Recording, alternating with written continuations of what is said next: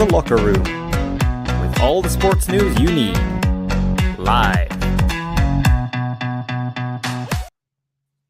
Good evening. Are you getting a feeling of deja vu? Don't adjust your camera. Yes, we are back. It is The Locker Room here on a Friday afternoon. Hope you're all well, having a good week so far. We are back. Just like yesterday. It is feeling deja vu, to be honest. But just like yesterday, we are back to discuss Scottish football. We've got big games to come this weekend. We've also got to look back at the Scotland World Cup qualifying draw, which took place this morning, which lasted about 2 hours. It felt like that anyway. Delighted to be joined by the panel that I was joined by yesterday as well. As always, my sidekick and good mate, Reegan. Reegan, how are you, mate? Doing good, Graeme. A lot of big talking points. The Scotland draw and the small matter of a big game of the weekend. So there's a lot to get a teeth into.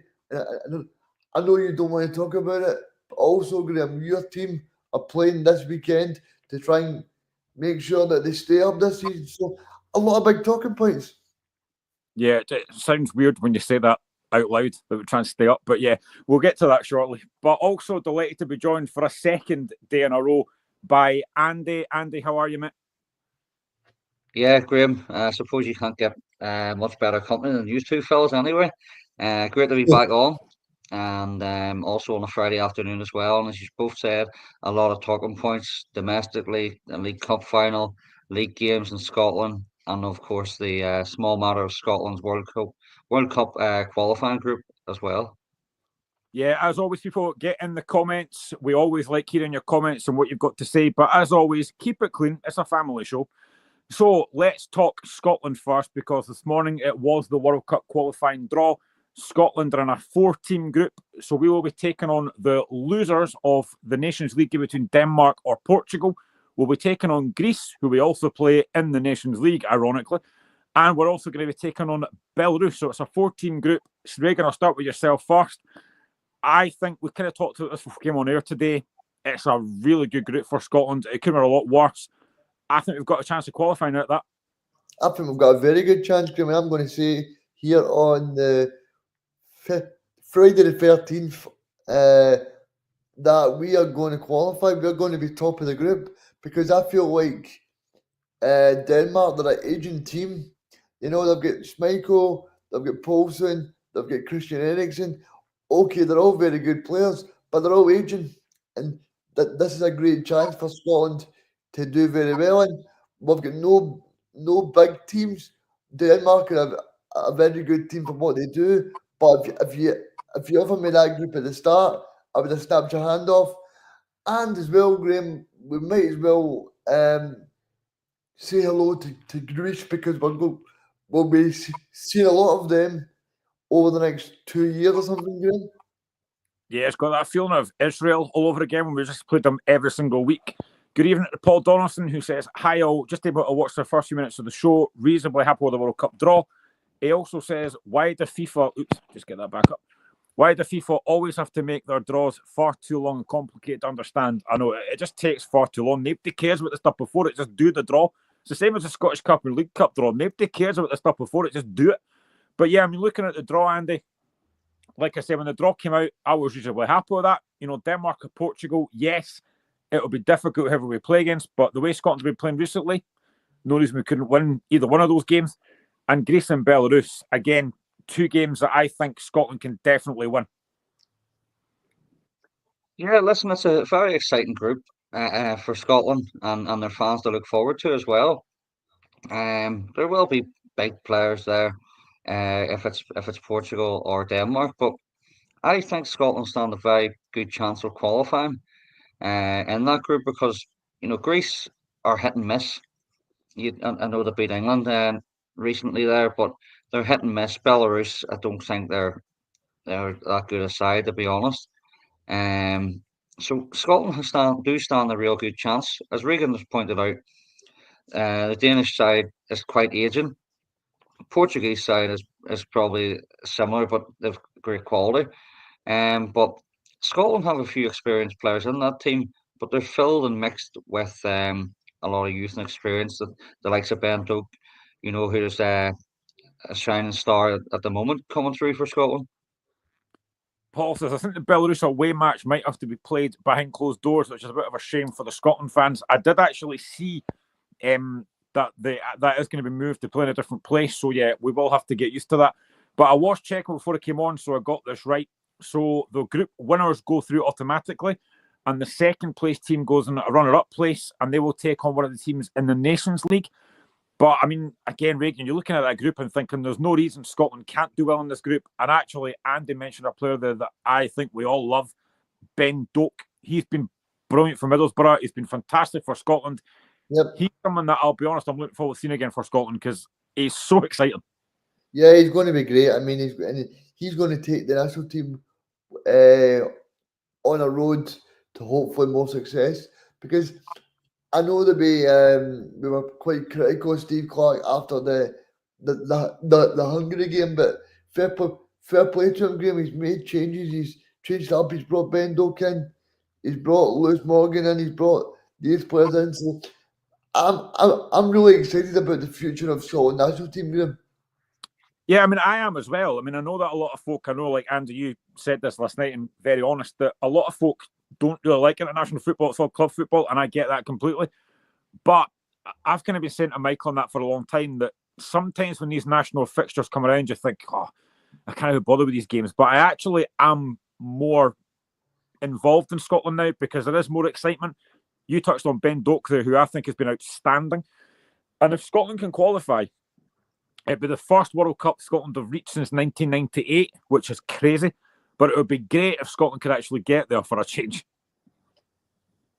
Yeah, Graeme, see, to be honest, and I know I'm not a big fan of international football, but it's a real chance for Scotland, as we all know, to qualify for the World Cup. And you've just pointed out there it would be the first since 1998. Not even just the likes of Doak, even the possibility of Lennon Miller coming through and getting a chance. And again, what a chance for him if he was to break into the team and play in those fixtures and gain massive experience. Paul Donaldson there in the comments have just pointed out about Lewis Ferguson. Again, another bright spark for Scotland. So Scotland have a whole lot to be excited about, their support in terms of the players, the fixtures coming up. And from seeing games and you guys go to the games, the Hampden Roar and Scotland, the fans behind the team, will surely roar them on to success in those games. Good evening to Lino, who's joining us from Spain. He's joining us from Valencia in Spain. So, you know, our show is far-reaching, as we well know by now.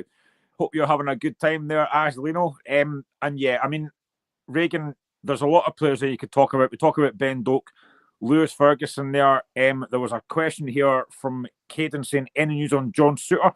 I haven't heard anything yet. Have you heard anything coming out of Rangers today, Andy, about John Souttar's injury? I haven't actually seen any press conferences from Rangers as of yet. My only hope, and I suppose every Rangers fan's hope, is it's very minor and he can make the game on Sunday. But I wouldn't imagine it would be too long if he is out. Good to hear from obviously both the Rangers side and the Scotland side. I mean, Reegan, we talk about Steve Clarke a lot, and there was a lot of pressure on him. You know, like a Hungary game at the Euros, it was a poor performance. But he definitely has turned things round now. Do you think there's a lot more positivity from Scotland fans around Steve Clarke now? Oh, definitely. I mean, the fact that he's been adaptable and he's been able to change different things, then Scotland fans can take to that more. But if he does the same thing that he did in the Euros, then we're not accepting it. But because he's brought fresh faces in like Ben Doak, then it's really brought a new freshness to the squad. The other home nations draws, surprisingly, England got an easy one. They've got Serbia, Albania, Latvia, and Andorra. Couldn't have handpicked a better one than that. Northern Ireland are going to be taking on Germany or Italy, Slovakia, and Luxembourg. Republic of Ireland have got the winners of Portugal and Denmark, Hungary and Armenia. And Wales have got Belgium, North Macedonia, Kazakhstan, and Liechtenstein. Andy's from Northern Ireland, so I may as well ask him about Northern Ireland. Germany or Italy, Slovakia, and Luxembourg. Not a bad draw for Northern Ireland, that. It's a tasty one, similar to Scotland as well. You know, you're always going to get the big draw there. You're guaranteed always one big nation there. Slovakia, who we've played in recent times, and also Luxembourg as well. it's a big chance for Northern Ireland to cause upsets as Northern Ireland have done in the past how many years. We've always been known as the giant killers, against the likes of England's or Spain's or Sweden and stuff like that there. And Northern Ireland did obviously reach the Euros in 2016 as well. So they've a young squad there. They've lost a lot of experience in terms of Davis, Johnny Evans, people like that there, Lafferty and stuff like that. But it's a chance for these young guys coming through and to prove their worth and show how they can do in these big games for the country. Reegan, it was mentioned during the actual build-up when they did the draw, that Belgium qualify for World Cups and Euros all the time, but they don't really do that well in them. I've always kind of thought that Belgium are a really good side. They're a side that's got a lot of quality. You look at like Kevin De Bruyne, Lukaku, they've got a decent amount of players there, but they never ever seem to do that well in tournaments. Yeah, and I think that's down to the coaching, because for me, they should have took advantage of that golden generation. I mean, think of the players they had there, like Eden Hazard, Marouane Fellaini, Thomas Vermaelen, Vertonghen, Alderweireld. So there's loads of players that they've let go now, or have since retired, and I think they sacked the manager after the Euros. So, and don't forget, Andy, that there was that talk about 2 weeks ago about Philippe Clement possibly being in the running for the job. So I'm sure if he wins on Sunday, then there'll be a bit more talk about it. Well, let's hope there is more talk about it then. No, you're right. The Belgian side's a perfect example of teams having world-class players and flattering to deceive. And I suppose England were like that, back in the so-called golden generation that they had in the early 2000s. As Lino says, I think Steve Clarke has really grown to the job, and if we have a good next tournament, i.e. progress, he'll be able to stay as long as he wants and go down in history as the best Scotland manager. I mean, I think he's very highly up there anyway, because he's qualified for 2 tournaments. Yes, I know that Michael always says that when you get there, you want to do well, and I completely get that. But if we can even qualify for a World Cup, Reegan, again, it puts them right up there with the likes of Craig Brown in terms of achievements.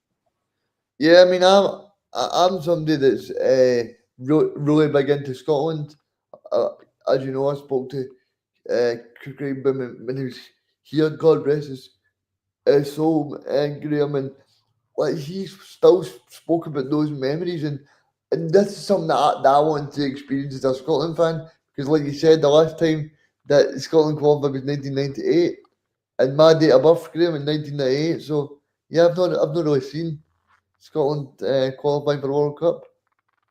It's funny, Andy, because I remember World Cup '98 because I was at work and we were allowed to get home because obviously Scotland kicked it off against Brazil. We were allowed to get home early to watch it, and the experience was incredible. And even now, like my laddie and stuff's quite into football now. He was 12, so he will actually sit and watch the Scotland games. And he's actually asked me to go to a Scotland game. He wants to go to a Scotland game as well. So it's really good for like my laddie, for example, to be able to follow the Scotland team and have that kind of experience of thinking about World Cup or Euros. And I think it's really good that obviously he's getting right into football, and I would love him to experience a World Cup.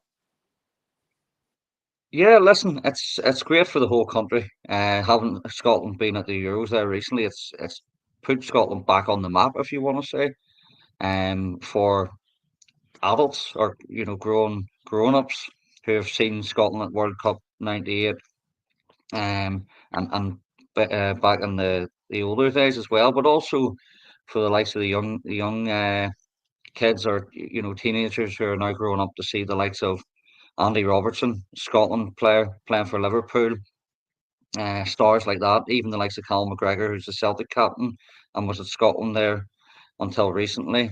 And even guys like John Suter or players who are young players coming through and playing for domestic teams in Scotland.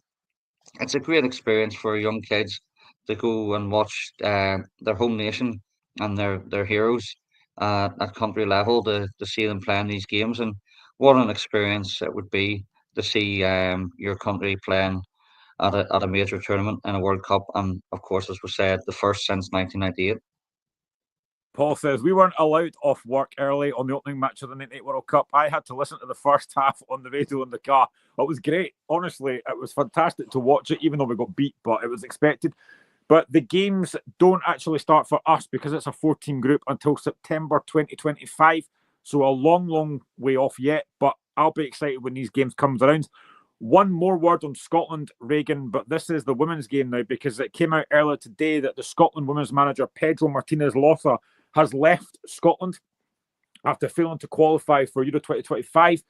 The 2-0 loss to Finland. We also missed out on the 2023 World Cup. He only signed a new contract last year to 2027, but he has gone. I don't really think it's a massive shock.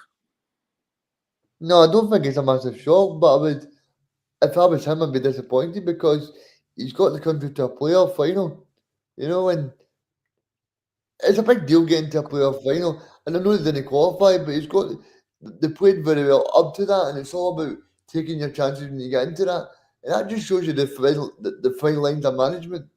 I mean, if you go back to club management, look at people like Michael Beale, and even Floyd Clement as well. These are managers that are still trying to get their first win over Celtic, and this is what management is. It's all about fine margins, Andy and Graeme. It's not. Sometimes you can play great football and people love you like Ange Postecoglou's. People loving Ange, but if Ange doesn't get a result on Sunday and he doesn't get a result on Tuesday against Manchester United in the semi-final of the Carabao Cup, he will be sacked because that's just the reality. It's all about. It's okay people saying, well, Pedro Martinez-Loza, he got us to a playoff final. Yes, okay, but you could also say it's very ruthless and it's quite good from the SFA in terms of they want to see the ladies team qualify. I read a stat earlier, Andy, that he'd had 3.5 years in charge, but he'd only won one game against a top 30 side in Austria. When you need a stat like that, it does sound crazy. But I think, like Reegan and that have said, I think over the time he's been there, he did a good job. But that's the world of football management, though. Yeah, as you've just pointed out, it's all about being successful, and that's that. It does seem crazy, to be honest with you. And again, similar to the men's side in Scotland, the ladies team are sort of on the up of bringing about decent players into the team. And in the last couple 2-3 years, if you want to say, it's still a long way to go, and in terms of ladies football as well. But who knows? Possibly a new manager with a bit more experience and winning ratio and stuff like that might bring a bit of confidence towards the team as well.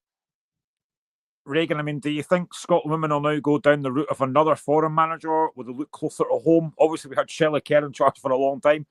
Do you think the SFA will go down a different route, or will they keep trying the foreigner route again? I think they'll try and see what people are available. I know Scott Booth has went into Aberdeen, but he would have possibly been a candidate because he's done well with Glasgow City as well. So I don't really know who they're going to go for next. The ladies' football's no marking a 40, you would say, Graeme. So it'll be interesting. I mean, I would like to see them kind of sticking to someone that's in the Scottish shores, but it'll be interesting. Just final on the women's game, I noticed this last week. There were some Scottish Cup games last week. Now, maybe I'm being really harsh here, and it's not Rangers or Celtic's fault. It's nobody else's fault. But I noticed that last week Rangers beat somebody 24-1 in the Scottish Cup. I think Celtic won 13-0. I mean, surely that can't be good for women's game when you're getting results like that. No, it's no good, Graeme.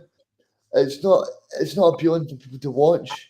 And people can say, well, Celtic Rangers have got the biggest budget. But it's also not. It's not great for these teams that are playing Celtic Rangers because it must be quite demoralising if you're playing because I know if it was my sister or my someone in my family that was playing, you just want them to get off the park, because at the end of the day, you want the football to be competitive. You don't want it to be 24-1, and fair play to Rangers for getting the result, but it's also about the standard of the football as well. Yeah, I mean, Andy, obviously, when you take on Rangers or Celtic, whether it's women's game or men's game, when you take on Rangers or Celtic, you want to try and put in a performance and stuff. But when you're getting beat 24-1, I don't know what you're learning from that. You don't really learn much, to be honest. Listen, we all want our teams to win and win well, but it's embarrassing. And um, obviously it's a cup game, and the cup draws, it can throw up anything. But what do you learn? What do you gain? As you just said, even from a winning point of view, there's not much of a challenge there to say, oh, well, we learned this today or tonight in the game, and we need to do better about this, because you can't really do much more. I mean, 24-1 and 13-0, it's great wins, but on the other side of the coin, it's demoralising for teams going up against the likes of Rangers and Celtic, who don't have the big budgets and the quality players that they can bring in. Well, on the plus side, Hearts beat Hibs in the women's game last week, so that was quite nice. But in terms of Rangers and Celtic, what a great segue that is. It's like a plan, these. Let's talk the big game on Sunday. It is the first cup final of the season. It's the League Cup final at Hampden Park. 3:30 kickoff, bit of a strange time. But Celtic against Rangers. I mean, going into this game, Brendan Rodgers has won 3 of these League Cups for his first spell at Celtic. Philip Clement's won 1. That's his only trophy so far. In 5 games under Clement, Rangers have failed to beat Celtic this season. Going at this game, Celtic are 15 games unbeaten in all competitions after the 7-1 defeat to Borussia Dortmund. Rangers are now 9 unbeaten in all competitions.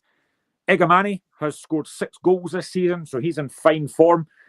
We'll come to Celtic shortly, because I know that Reegan did an interview with a Celtic podcast, but let's talk to Andy first. Andy, we kind of touched on this briefly yesterday, but now it's obviously coming close to it.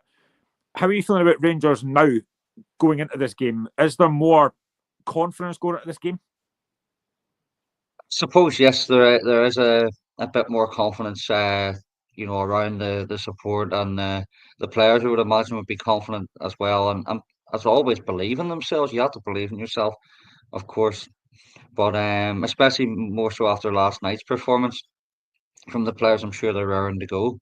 Um, the loss of Suter, if he's not to make it, will be a big loss. But Balogun could come in there and do a good job. But it's a big test for Rangers.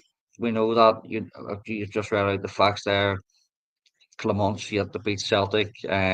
We struggled against them at times in previous games, and this is the time to stand up and be counted if you're a Rangers player on Sunday. The intensity and the attitude towards last night's performance has to be the exact same on Sunday. Do you think that the intensity the Rangers played that last night and the press that they had? I mean, for 90 minutes they worked so hard. Could that have taken something out of them going into Sunday's game, or is it the fact that you played Celtic probably makes it a little bit better? It's a hard one to call, Graham, because it could go either way. You could feel a wee bit of fatigue. Celtic obviously played on Tuesday night, but I don't really buy into it much myself, because if you remember the season, Rangers got the Europa League final. We went the extra time against Braga on the Thursday night and went to Hampden on Sunday and run ourselves into the ground and beat Celtic. And funny enough, that was the last time that we did beat Celtic, in a meaningful game, should we say? But no, it's a massive game for both clubs. Obviously, first chance of silverware, also a chance for one team to go ahead of the other in terms of trophy honours. I think me and Reegan were speaking off air before the show. It's 118 apiece, if I'm correct. Some elements of both support will have an argument against that, and a joke, but it's a big game for both clubs, and if I think Rangers will have to be up for it. And if you can't be up for a game like this, you're at the wrong club on both teams. Yeah, Reegan, we spoke last night about how well Rangers played last night, but this is a really, really big test. I've just mentioned the fact that, under Clement, Rangers have failed to beat Celtic so far. They have to be at it right from the first whistle on Sunday. Now, of course, if Celtic turn up, they probably win because they've got better players. But if Rangers could win this cup, it would be massive, not just for them, but for Philip Clement as well. Yeah, because Andy will tell you that'll buy him a bit of extra time now. See if he can win this game, but they don't do so well in the league, and say they finished like 12 points behind.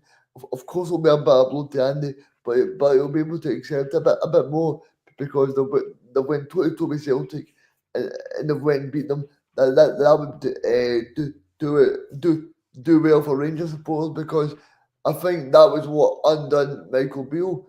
Was it see when he first come in, as much as people like to dislike Michael Beale won a lot of games. I mean, Andy will tell you.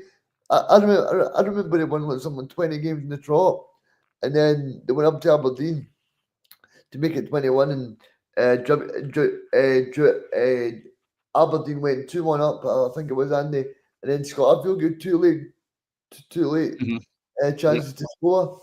So I think people forget that Michael Beale was a very good manager. The only thing that Michael Beale undone in his first season back was that he wasn't able to beat Ange Postecoglou or Celtic, and sadly for Rangers managers, they've not been able to do it. But also, I'll speak with Tino later on. Also, the fact that Brendan Rodgers has got a fantastic record this fixture, Andy, as well. Yeah, you're right. Brendan Rodgers does have a great record in the fixture, and first time and this time around as well. Has he so-called had the number of certain Rangers managers? You'd probably say yeah, because it's plain to see he's got the better of Rangers sides in his time at Celtic. But Celtic are obviously looking very strong at domestic level, and they're doing rightly in Europe as well after the Dortmund defeat. But Celtic will be out on Sunday, and they'll come flying out the traps as always. I was just going to ask you, Andy, see in terms of that team last night, then, what are you doing? Because I heard Barry Ferguson on a different radio show on Monday saying to the host that Tavernier shouldn't play. But do you think after last night that maybe changed people's mind a little bit? Or do you think but Barry was spot on with his with what he said on Monday? If you asked me the same question on Monday evening, I probably would have said the same as Barry Ferguson. I would go with Dujon Sterling. But yes, after last night, you could possibly play Tavernier from the start. And see, to be honest, people were saying about Tavernier's done and his legs are away and stuff like that earlier on in the season. He maybe did look like that, but he's come in and he started a few games and he's got into the run of things, and he had a fantastic game last night. I thought he was very, very good. Coping against the likes of Timo Werner and Son as well. Didn't really give him a sniff, if I'm honest. So maybe he deserves a start on Sunday, but there's a lot of shirts up for grabs there. You could go out throughout the team there from last night. Yefty and Yilmaz on the left hand side. Do you start them both together? Do you start Raskin alongside, or sorry, Barron alongside Yeah. Raskin? Do you play Diamande? The As I only say, you thing could that go out through the team. The only thing that I do agree with Barry on was that he said that basically the fact that Dyson Maeda has got Tavernier's number because every single every single time that he plays against him, I don't know if it's psychological more than anything else. And I don't agree, but it must be psychological because every time it just seems that these two seem to play against each other. Maeda always seems to get the better. Yeah, it possibly is a mental thing in terms of that there for Tavernier. But the way to fix that is I'm not saying lay a marker down early, but let your opponent know you're there. And that's not even in terms of hitting somebody a tackle. Take your opponent the other way, make him defend and give him a bit of thinking to do. So And that goes for all the players in the Rangers team on Sunday. We have to match Celtic. We have to stand up and go toe to toe with them, put pressure on them, and take our chances. Of course, is the crucial thing. I actually think Rangers do have to be aggressive from the start on Sunday, because if you stand off Celtic and let them dominate, especially a guy like Callum McGregor, he will dominate. I actually think if you're Rangers and you're Rangers fan, you actually want to be snapping into tackles, legally, of course, but I think you need to get in Celtic's faces and make sure they know they're in a game. Yeah, you're right, Graham. We need to be at it from the off. Go get in their faces, make it ugly for them, and don't give them a chance to play football because, excuse me, you've just pointed out Callum McGregor, the 4-pointer of the Celtic team. He makes them tick and he gets things going for the forward line as well. So you stop Callum McGregor, do you stop Celtic playing? No, but it plays a big part in it. Someone who absolutely has to start on Sunday is Hamza Igamani. 6 goals this season. It'll be his first cup final, his first game against Celtic, but from what I've seen of him so far, he doesn't look like kind of player that's going to go overawed. Now, we spoke about him last night. He's got that confidence about him to try things. This is a big, big game for him, but I think it's one that he will look forward to. Yeah, I think so. As I say, anybody in at Rangers and playing, especially in their first game or their 21st game in this fixture, it means everything to the club. It means everything to the support, and it should mean everything to you as a player because it's possibly one of the biggest games, if not the biggest game that Igamani and a few others will play in their careers, and a cup final, of course, as well. He's started off well in his Rangers career. I think it's 5-5 now, goal wise. So yeah, I'm sure he's confident within himself and within the team as well. So I hope we can deliver and cause problems to the likes of Carter Vickers, or if his skills are trusty, physical players who love a challenge. Egerman seems to be a wee bit of a different uh, option than Dessers and Danilo. I mean, I'm sure you've got a lot of Rangers mates. I mean, what's the feeling you're getting coming into this game, and not just this game actually, Rangers season overall? What are your mates thinking about this? Overall, a wee bit the same as myself, Graham. Very disappointing start to the season league wise.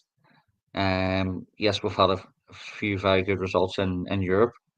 We've come on to a game a wee bit of confidence and result wise the past couple of weeks in the league, but no disrespect to the other teams, but this is a bigger picture against Celtic. It's also the cup final, as we know, so it has to be the day that we stand up to be counted against Celtic. I'm not getting overexcited. I'm not saying, "Oh, Rangers are back," or "We're going to do this, we're going to do that." I'm always level-headed, and come tomorrow evening, Sunday, I'll be nervous like the rest of Rangers and even Celtic fans as well. It's just part and parcel of the fixture and the rivalry. But in terms of what some of my mates think, or fellow Rangers fans that I know, we're always quietly confident. But yeah, it's a big task ahead. Are you getting across for it, Andy, or is it a TV job for you? Sadly not. Unfortunately, I didn't get a ticket for the game. So it'll be watching on the TV. And I say this time and time again. I don't know if you're the same, Reegan, or any Rangers or Celtic fan. This is the fixture you love the most. It's the rivalry between the two sides, but it's also the fixture you hate because it just means so much. You don't want to lose. You want your team to win. And if your team's winning during the game, you want it over as soon as possible. And if they're not winning, you want it to drive on as much. But yeah, excitement, nerves, everything comes like that this weekend until the whistle and during the game. As Lino says, personally, I think Celtic will walk this game. Well, they won't walk it alone. What a bit that is. Come on. But in terms of Celtic, Reegan, I know you're looking forward to this game. I know that you spoke to Timo from one of the Celtic podcasts, and I think we can hear that now, I believe. Yeah, I just wanted to ask you if finally, a big score for Rangers last night, drawing 1-1 with Spurs. Do you think that sort of then kind of nettles down to the Celtic players, right? Well, they might not be in tip-top shape in terms of Celtic are so far ahead in the Scottish Premiership, but in a one-off match, Rangers can do okay. Yeah, that'll give Rangers hope. There's no doubt about it. And as I say, I've never seen the game, but I won each draw against a top Premier League side, albeit they're not in top form just now. Yeah, there's credibility in that, and I think fair play to Rangers for getting a good result in the night. And there's no doubt that gives you a boost. Reegan seems to be doing a decent job up front, and he get the goal, I think. So he'll be feeling better about himself, and that's basically what it comes down to. A couple of weeks ago, Rangers were drawn with Dundee United at Ibrox, and confidence was low. Since then, they've had a couple of decent results, and it's just human nature, isn't it? It picks you up, and again, following that up with a decent result against Spurs last night gives you that boost. And as you say, in a one-off cup final, anything can happen. Celtic will win the league this season. We're 11 points clear of Rangers, and whatever it is, 9 of Aberdeen with a game in hand at the moment. I don't think there's any concerns there, but in any 90 minutes of football, anything can happen. We've seen it Celtic-wise against Barcelona in 2012 as a semi-recent example. So you just never know. The form guide, though, tells you that Celtic are good to go. I think in the last 16 games, Reegan, between Celtic and Rangers, Celtic have won 11 and Rangers have only won 2, one of which was a dead rubber when Ange had already won the league and Michael Beale's Rangers won 3-0. And they also beat us after extra time in the Scottish Cup semi in 2021-22. That aside, Celtic completely dominate. So in 16 games, they've only beaten us twice, one after extra time. So the form guide is certainly in Celtic's favour. But on a one-off cup final, who knows? I just want to finally ask you, what's your favourite memories of these finals? Have you got any? League Cup final specifically. I do remember the one in 2019, Christopher Julian. Hotly disputed whether it was offside or not. I don't think it was, but we'll never know really. Celtic got battered that day. We struggled, we were poor. Lenny was the manager. Incredible. Say again? Freda Foster was incredible. Yeah, he had the game of his life. I thought he had a phenomenal game that day.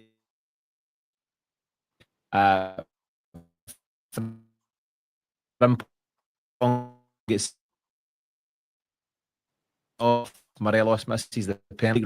Yeah, just off the top of my head, that would be one of the highlights. What about yourself? What's your big memories from finals? Probably the one where Darren O'Dea scored, 2009. Aidan McGeady. Aye, because I just feel Celtic were really under the cosh that game, and I just felt that it was all things were leading to a Rangers victory. But I was just so glad to get that one over the line, Yeah, no, so great memories in recent times. You've also got a thing going on in the background, Reegan, about I don't know how much credibility to give this, but the most successful club in the world kind of chat. So Rangers fans, whether they admit it or not, some will, some won't, have been going on for a while about being the world's most successful football club. At the moment, Celtic, from 1887, 88 till now, have won 118 trophies. Rangers, whatever versions of them you want to look at, have also won 118 trophies combined. So whoever wins on Sunday edges out in front as the most successful, at least in Scotland. I don't think you can ever say you're the most successful club in the world when you get teams like Real Madrid swallowing up Champions Leagues year on year. But in terms of what we're doing here in Scotland, there's the bragging rights to play for there, so that adds an extra wee edge to the game on Sunday. Yeah, I'm just going to ask you now for a prediction, Tino. Things have changed a wee bit.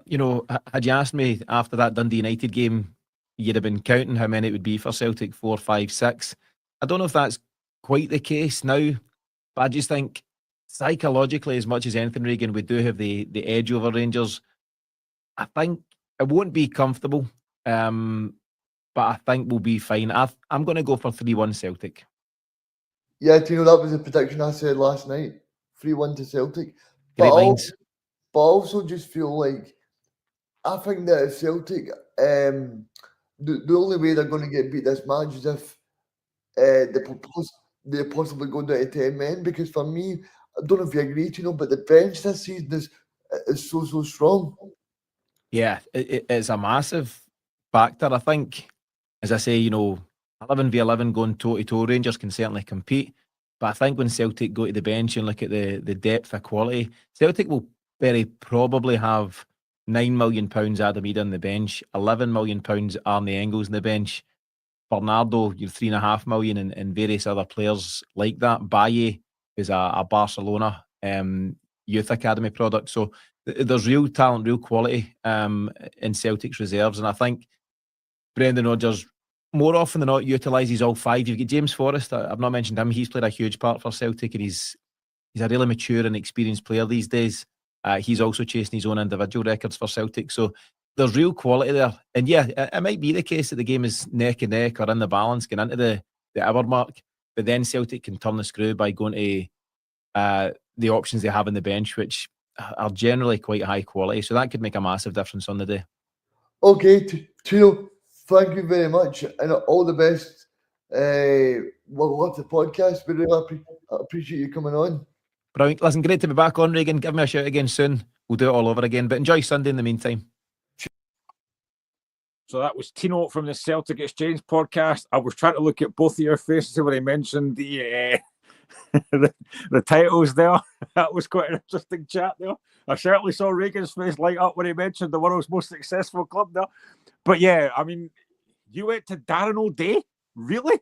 That's the game you went to? I forgot about him. Yep, aye. I don't know. I just remember growing up that been one where. And don't forget, Graeme. See, when I was growing up, Celtic were terrible at Hampden. I remember that one where we could beat off Ross County and Inverness and who was the Dutch guy that scored for Kilmarnock as well? Oh, I remember, but I can't. Was it? You know what I'm talking about? I remember who it was. I just can't remember his name. It was a strange sounding name, but I know who you're thinking. I know who you're talking about. And then you've got the Craig Beattie semi-final and all. So Celtic have not been good at Hampden, apart from Brendan Rodgers and Ange Postecoglou. So, I mean, what Tino mentioned about the fact that, you know, it's a cup final, anything can happen. He is right. You know, Rangers are now on a decent bit of a run. I don't think it can be taken as a given that Celtic will win this game. no, I don't think it will. Especially like I said to Tino, after last night, if Celtic players are not sitting up and taking notice, because Celtic players are on social media and they'll know exactly what happened last night. They'll be watching. Brendan Rodgers will be watching videos, but I don't actually think it's a bad thing because it probably just makes Celtic a bit more aware because see if Rangers were coming into this game and they'd beat, I don't know, Dundee 6-0, then everybody would be going, well, Rangers played really well, but it's only Dundee. We'll see how it is. But like Tino says, because it was a top Premier League team, then people can take it more seriously. In the same way that'll give people like Andy more self-confidence that Rangers can go and do something tomorrow because he's seen that. I think where I agree with Tino, Andy, is you look at the benches. Now, Celtic's bench is very strong. Rangers, I think they do have players on the bench that can make a difference, but you look at that Celtic bench and they can bring on, like Tino said there, if he doesn't start, they've got £11 million worth of Arnie Engels to bring on. They've got a guy like Luke McKeown they can bring on. They've got a lot of quality on that bench they can bring on. Yeah, absolutely. I agree with the guy. He did make a very good point on that there. And Celtic's bench is very strong to bring players off. Obviously, your transfer fee isn't going to win you a game or do well in football, but it's your own ability and your belief to change the game when you come off the bench at any given time. Celtic have a very strong side in their starting 11, whoever that may be, but they can back it up with their substitutions as well. So yeah, there is a big difference there between the two sides. It's clear to see. I'm just going to point out about all this talk about from Sunday, the financial gap, if you want to say, between Celtic and Rangers. Clement came out with a comment about Spurs and Celtic being better financial wise and stuff like that there. And I've just recently seen earlier today, Brendan Rodgers has sort of hit back with a wee bit of mind games of his own, saying about Celtic were built on their own success, or I can't remember the exact words, but sort of just having a pop back. But again, that's all fun and games. Managers do that throughout the game of world football. But where the game will be won is, is at Hampden Park on the pitch, not how the managers speak about mind games and stuff. So it's a derby game. It's a League Cup final. It's a chance for the first silverware, a chance if you want to speak about success records and all the rest of it. But it'll come down to who puts the ball in the net more than the other team, and that's obviously the way the simple game of football is played. But I'm really looking forward to it. Reegan, I don't think anyone is as good at mind games as Sir Alex Ferguson was, because all you've got to do is look at the season that Newcastle and Man United were challenging for the title. And I think Newcastle had to go to, I can't remember who it was they were going to. And Alex Ferguson basically made a comment about, they'll win that comfortably. The other team will not try. And that really annoyed Kevin Keegan, and he had that famous rant about, I would love it if we beat them. Alex Ferguson was a master at mind games. Yeah, he was brilliant, Graham. He was really good. And I think that's what Brendan Rodgers is trying to do there. He's trying to say to Clermont, look, Celtic have got that financial transparency, and they've got it because they've got some good transfer fees, and they've built it up, and that's what Rangers want to do in the future as well.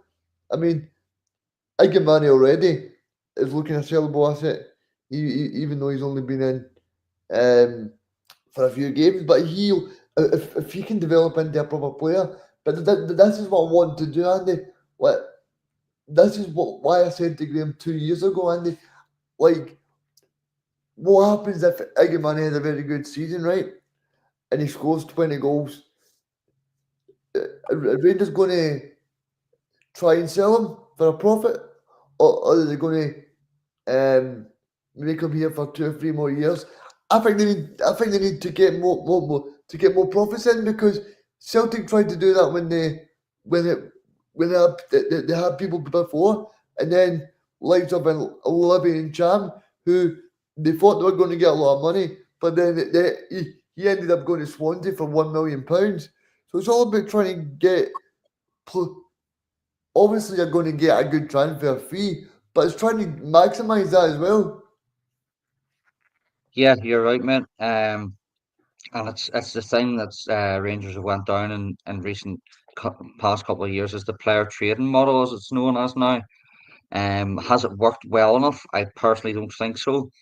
But again, you've got to put your trust in the guys that are looking into these things, and it hasn't came off as much as people will have liked it to have. But yeah, it's the way Scottish football is. If that's Hibs or Hearts, or if it's St Johnstone or Motherwell, if a good player comes through the academy, he's going to be snapped up by bigger sides and for more money. And even if that's £3 million or 10 million or £30 million, unfortunately, clubs in Scotland have to sort of accept those fees, because the likes of English football is just out of this world now, financial wise, and you're getting that in Italy and Spain and Germany and stuff as well, but especially in England. You can't really compete financially with English clubs on wages or transfer fees, but you do need to try and make the most out of what you can get of a player that has or is doing well at your club. See, Andy, because I said that like 2 years ago, and people were saying after the European final that Morelos should stay 1 more year, Tavernier should stay 1 more year. But I said, see, in Scottish football, it all boils down to if you win the league or you do well in Europe, and Rangers were never going to do that well in Europe again for a very long time. So that's when players should be going, because that's when they should go, right, well, I can also do well for myself here, like of Tavernier or Fredo Morelos, but I can also do well for the club. Yeah, absolutely. Regan, I harp on about this all the time. The last time we won the league was the time that we should have sold 2 or 3 of them players, your Morelos, Kents, Golsons, Taverniers, Barisic, Kamaras, Aribos, Bassis. There's loads of players we could have sold on for big and good profit there, and put it back throughout the team. We didn't do it. We stood still. Celtic regrouped and have obviously went on to be successful in the past so many years. and we're being made to pay for it, on and off the pitch, and that's why things have looked bad for Rangers as a club, and managers losing jobs and stuff like that there. But you've definitely got to maximise the potential of the transfer fees or the values at, at these certain times when players are playing well. Unfortunately, it's the way football goes now. You can't hold on to a player for 6 or 7 years and see out the career because teams will just come and snap them up. And I think especially, Andy, because no disrespect, but because you're playing in Scotland as well, because if a Rangers player who gets to a European final, he's not going to do that every single year, or Fredo Morelos is not going to win a league every single year because it's going to alternate to Rangers and Celtic. That's why Celtic do it, because they know that if they can win the league, then they can sell someone for a profit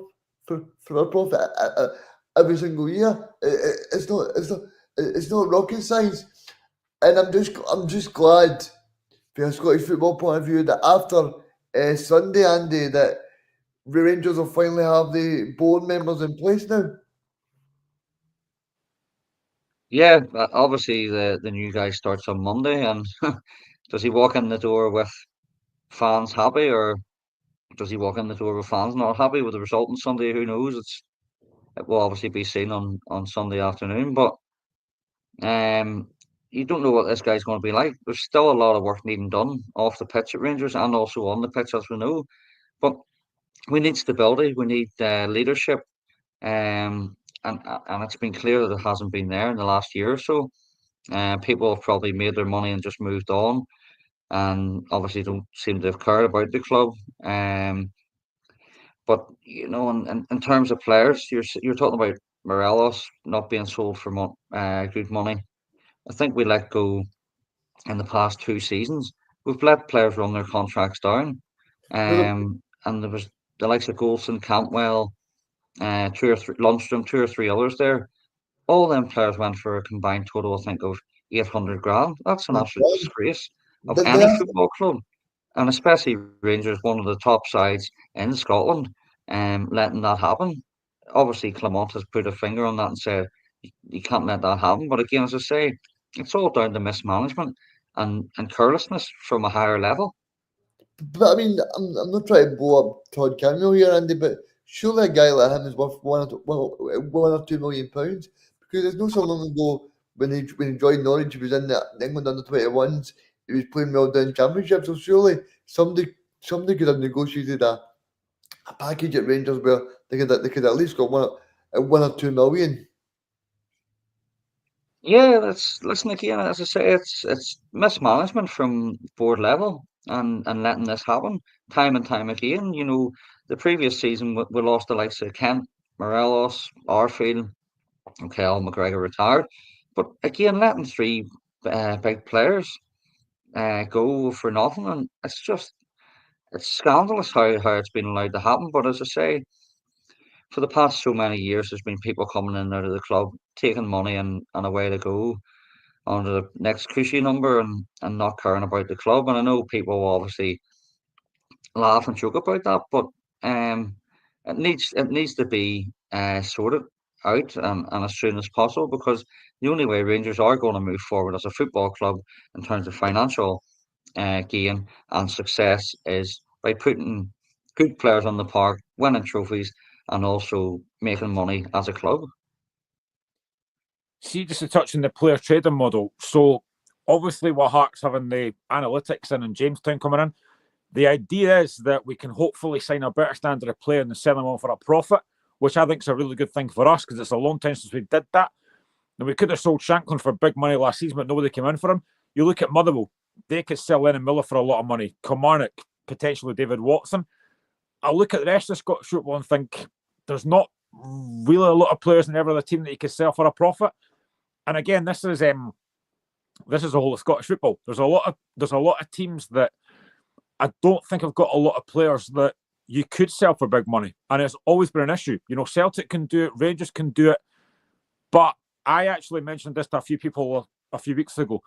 See, at Hearts, we have the most money that we spent on a player is £850,000.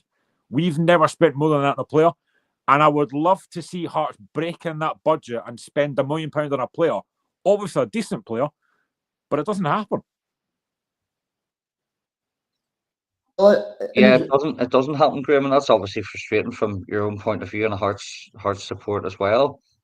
Hopefully, with this new setup that Hearts have, that they can push on and delve into better deals with better quality players, and it's much needed as you know yourself this season, the way things have went domestically.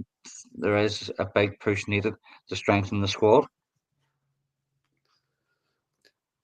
And I think as well, Graham, that especially because you're playing European football as well, and you want to attract that better standard of player. So I think it's also because see the more that you spend, then the more you can offer them wages, and then that means that then each year, hopefully, now I'm not advocating. Of course, I want Celtic to win the league, and Andy wants Rangers, but you want to see more competition. So if Hearts are bringing in more money, then hopefully that will attract them to bring in a better standard of player. Absolutely. I mean, touching on Sunday, Reegan, again, you're looking at that Celtic side, and do you think there's any major surprises that Brendan Rodgers might spring? You know, could maybe a potential Adam Ida start, or will it definitely be Kyogo? Well, I feel like I'm saying the same thing because I've spoken about it all week because I'm looking forward to it. But I just feel like in these big matches, he'll play Kyogo because Kyogo's got that record. I think it's 8 or 9 goals against Rangers, Andy. And I'd probably more of a standpoint where Kyogo's maybe in the head of the Rangers players that they know he's so good in front of goal. You know, of course, Adam Ida's great, but it's like kind of like Dembele or Henrik Larsson, where some players just suit certain games, and Kyogo suits it when he plays Rangers. So I just feel like he's a natural stick on to play. I talk about Igamani for Rangers, Reegan, but you look at Nicholas Kuhn. What a season he's having. How big a game could he have on Sunday? Yeah, and obviously me and Andy were joking last week because fully come on mentioned him. Remember in that press conference about, and you just need to look at Nicholas, in terms of what he's done, and I think that obviously the Rangers manager's full aware as well of the threat that he's going to cause to his Rangers team, and I think in terms of that, I think he's just improved that he's overall taking on people and being aggressive, and I think that's what you need to do in Scotland. And like you said, if if, if Rangers let Nicholas Kuhn, Callum McGregor control the game, then there's only going to be one winner because Nicholas is having a great season, and so is Callum McGregor. And also, you've got the added spice of Callum McGregor has never lost a final at Hampden. Never lost a final. That's some stat, that. I mean, I may have asked you this before, so I apologise, but Connor Barham, now, again, I think since he's gone to Rangers, a lot of Rangers fans have been a bit underwhelmed. I think whenever I've seen him, I think he's looked decent. If he was to start on Sunday, and it's like, I don't know if he will or not, but if he does start on Sunday, how important a figure could he be in that midfield? Because like we've just said about Callum McGregor, I think it's important that somebody gets hold of McGregor. Could that player be Connor Barham? I think Conor Barnes done very well since he's came to the club. Still a young player, obviously, and it's a big move for him to come to Rangers. But I think he's settled in reasonably well, and he's done well, you know, throughout his time so far. I think he was lost. He did look lost in the game at Celtic Park at the start of September. But then again, there was a number of Rangers players looked lost that day, and were made to pay for it. But would he be the man to keep Callum McGregor quiet, or look, you know, I don't think so. I would think it would maybe be Raskin more. I could be wrong, you know, in terms of matching up players there, but I think Barron, whoever it will be, will have a huge task. As a few of the Rangers players may have. And I genuinely thought that Nico Raskin, I've been a big fan of him, but I genuinely thought it was his best match as a Rangers player last night. I mean, my family who are Rangers supporters, actually we were saying they were surprised that Conor Barron wasn't playing last night, but I thought Nico Raskin was brilliant. Raskin has been brilliant in the past few weeks.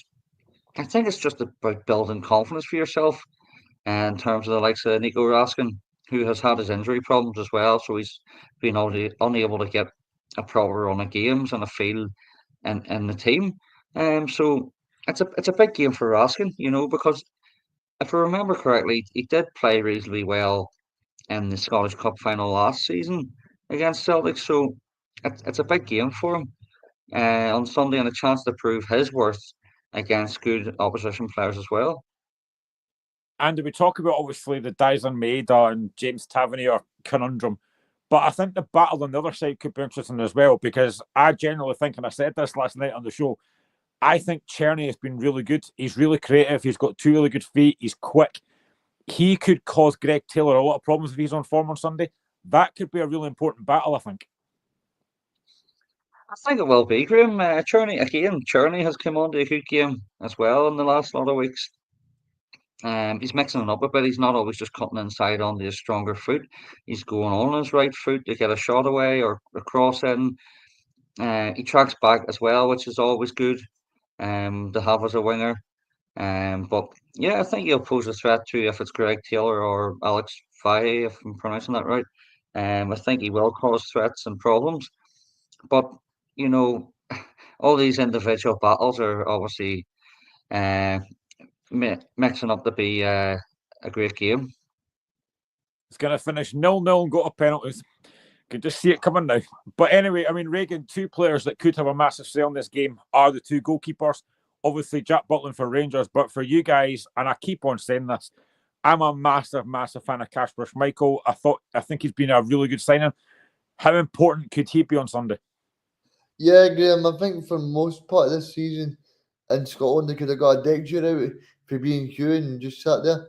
But yeah, he's been great. I mean, especially with the ball at his feet, he's so calm for the defence.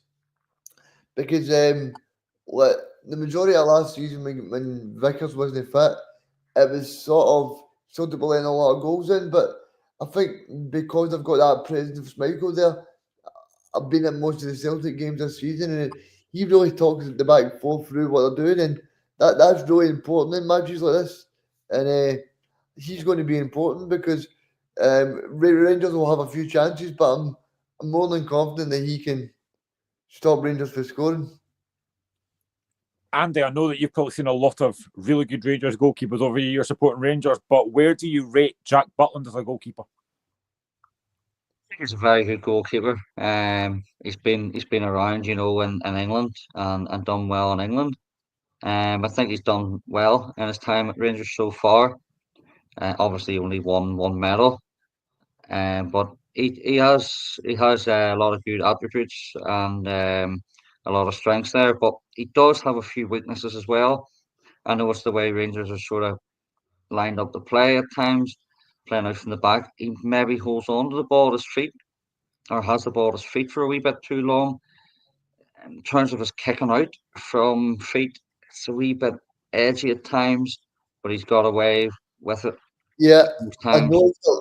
noticed it last night as well, and there was one time where him and Chefty kind of got in the way of each other, and two of them were laughing at the end of it. But yeah, I noticed that he's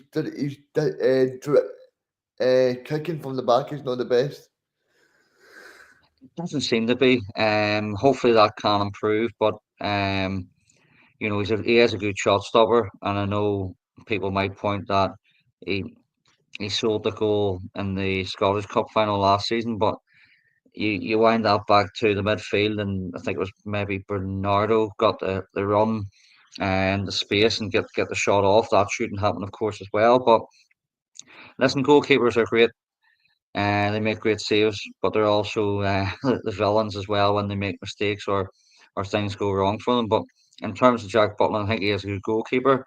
He's done well. He's still a lot to prove, and Sunday is a massive game for him as well. But also on the other side, Kasper Schmeichel has been an absolute fantastic signing. Brendan Rodgers knows him from his time at Leicester. So he's been great for Celtic, and I'm sure he'll be called upon a couple of times at least on Sunday. Reegan, you're going to the game. It's only a couple of days away. Is it Yeah. excitement? Is it nervous? Is it a mixture of everything? Because I know how I feel on Derby days. Yeah, I'll be totally nervous in the stadium. I'll not be able to. Every time Rangers get on the ball, I'll be nervous. But yeah, I mean, I don't know how people can watch these games and say, "Oh, it'll be easy." I don't know what game they're watching, Andy, because every time Rangers play Celtic, I'm always nervous. It's one of the games. It doesn't matter how Rangers are playing; they can still turn up. No, you're right, mate. Listen, whatever people disagree on both sets of the stands, there's always that nerves, and it's excitement, it's nerves, it's everything that comes along with a fixture, and that's a good way to be. It's a bad way to feel as well at times, but as I say, it's all part of the game, and I'm looking forward to it myself. And obviously the Rangers Celtic derby is a far, far bigger game than the Hearts Hibs game. But I know how I feel when it comes to Hearts Hibs games. And I genuinely, and I've said this to mates as well, 2012 Cup final, I have what a game! What a game! I have never been more nervous for a game in my entire life. And it started 5 weeks before that when we beat Celtic in the semi-final. It was 5 weeks of absolute torture because it's the fear of getting beat, the fear of Hibs beating you. Is it the same for you guys as Rangers and Celtic fans that it's that fear of getting beat? Yeah, it is because, like, as much as Celtic have done well this season, it can all go away in one game. The pressure can go back on Brendan Rodgers on Monday night or on Friday when we were talking about it. I mean, the pressure can go right back on because it's all about beating Rangers and for fully come on. It's all about beating Celtic, and if he's not able to do that, then he'll be out the door because the Rangers fans won't settle for it. I mean, don't forget the last derby match that we've seen. After the match, there was some unsavoury scenes for Tavernier and Clement, so they'll want to try and forget about those memories and create new memories as well. Because I actually feel a bit sorry for Tavernier because he's done well as a Rangers player, but it's just because Brendan Rodgers has been here and Ange Postecoglou's been here. Like, look at the amount of goals that he's scored and the assists that he's got. But like Andy was saying, he's got that. I think he's got one League Cup, and one Scottish Cup, or two Scottish Cups, and one league title in his 13 years at the club or something like that. So it's Scotland is a very fickle place. You know what I mean? Like, if Brendan Rodgers gets beat on Sunday night, he'll not be moving out the. See if he's booked to go to a local Italian restaurant, he'll be cancelling right away. Graeme, I apologise. I just had a mind blank there. What was your question? Sorry. No, it was basically just like, because obviously I know what the Edinburgh Derby is like and how nervous I get for these games. Is it the same for you? You know, is it a different feeling of nerves going into these games than it is for every other game?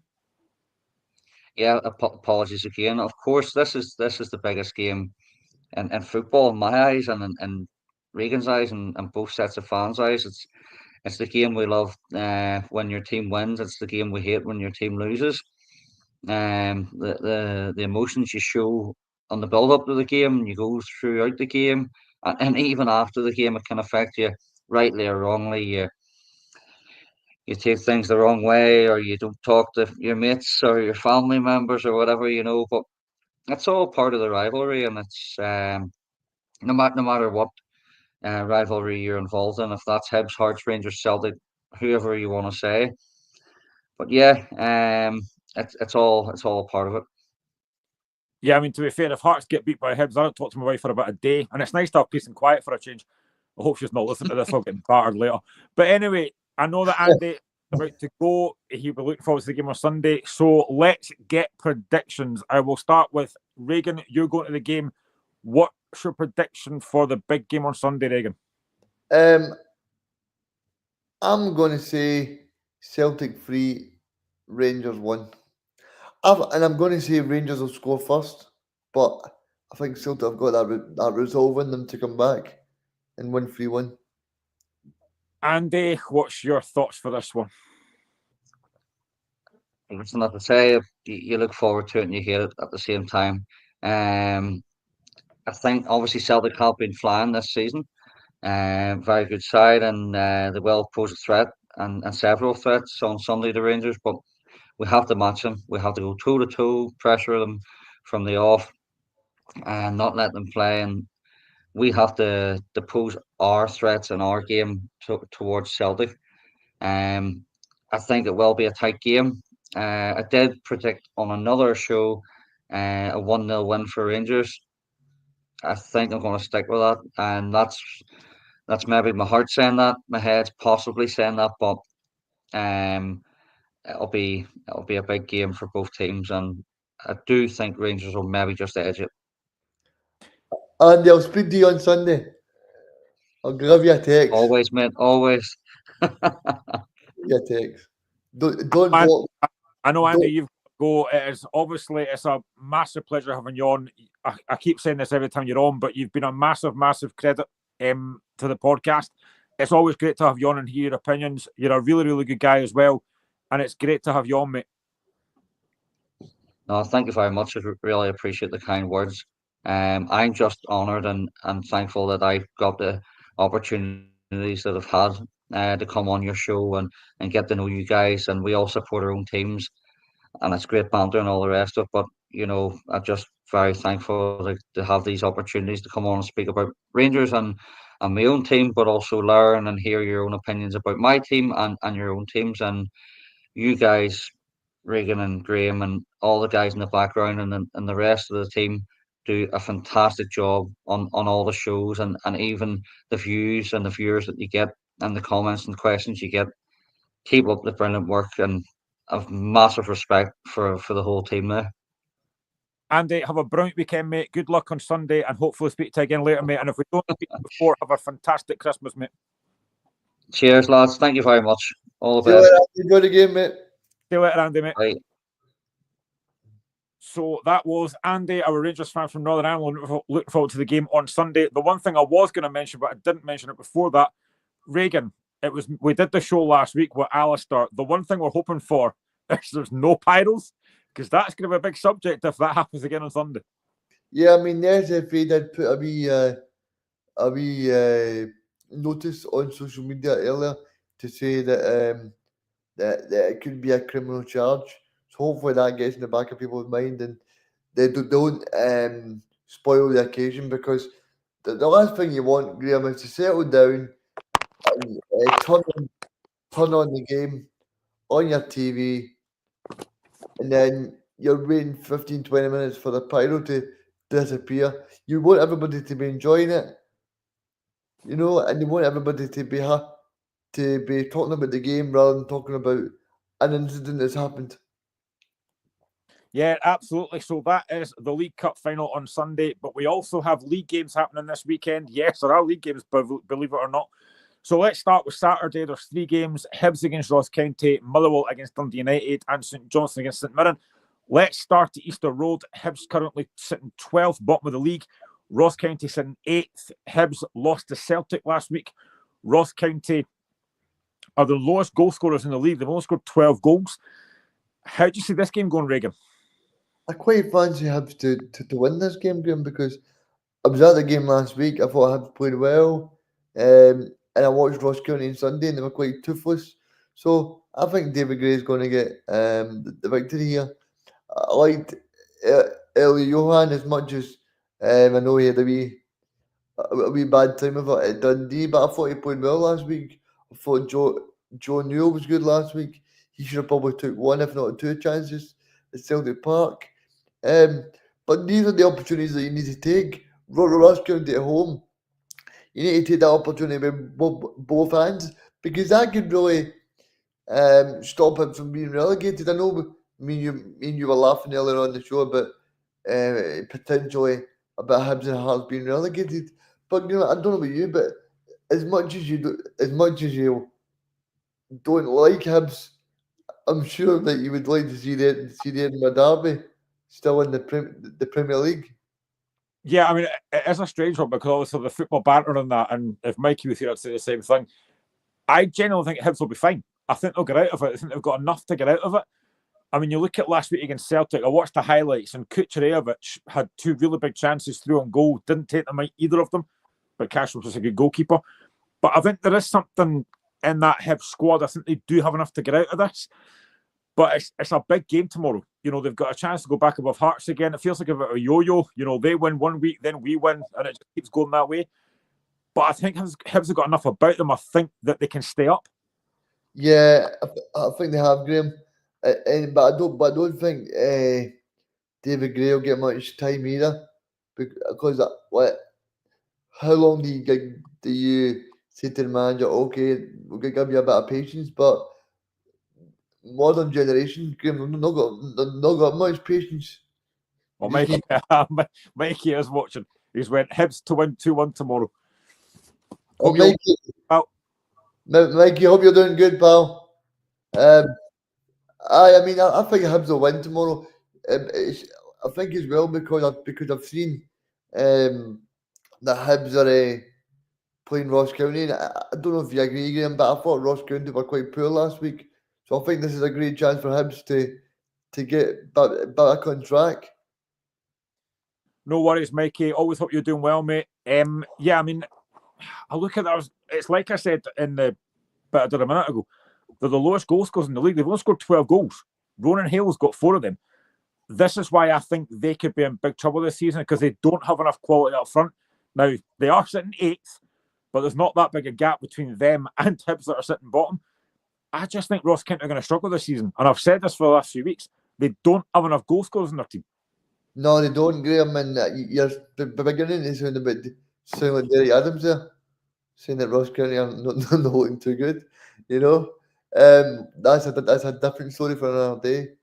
But I mean, I think the good thing about Ross County is they tend to back their manager. So hopefully, I know 2025 nearby. So maybe in January they can go and reinvest and try and bring a few players. But also the difficulty for them is like players would rather be playing at Edinburgh because it's the capital rather than playing away up in the Highlands, Graham.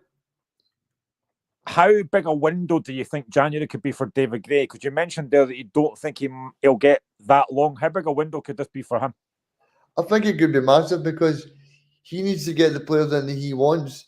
But also, Graham, I'm going to throw out there, also, if Hibs don't win tomorrow, which I think they will, but if they don't, then they need to sack David Gray and bring someone else in. And then they need to give the guy a transfer window. I said about 3 weeks ago, I don't know if Michael was on the show at the time, but I did say that if they did sack David Gray, I think Malcolm Mackay got the job. He's already there. Yeah, he's got experience. I think that's what would happen. Yeah, Graham, you're probably right, because I did say about 3 years ago when he was doing well at Ross County, I said, Malcolm Mackay for Hibs. Everybody all laughed at me, but it's because I knew Malcolm Mackay was going to be the football director at Hibs. Graham, I'm telling you. No, but I think at the end of the day, Malcolm Mackay is a good manager, but do I think he should be employing himself? He shouldn't be employing himself. He should be going out there to get the best candidate. I think after tomorrow, Hibs' next 2 games are Aberdeen and Hearts. I mean, 2 massive, massive games, like you said, if they didn't win tomorrow. Yeah, I think David Gray will be putting the paramount importance on this game, because this is a game that can really build the confidence. And like I say, if they get beat tomorrow, Graham, and then they play Aberdeen, that could be 2 demoralising defeats. And then, like you said, they play is it Hearts? Tynecastle on Boxing Day. Oh, that is going to be tasty.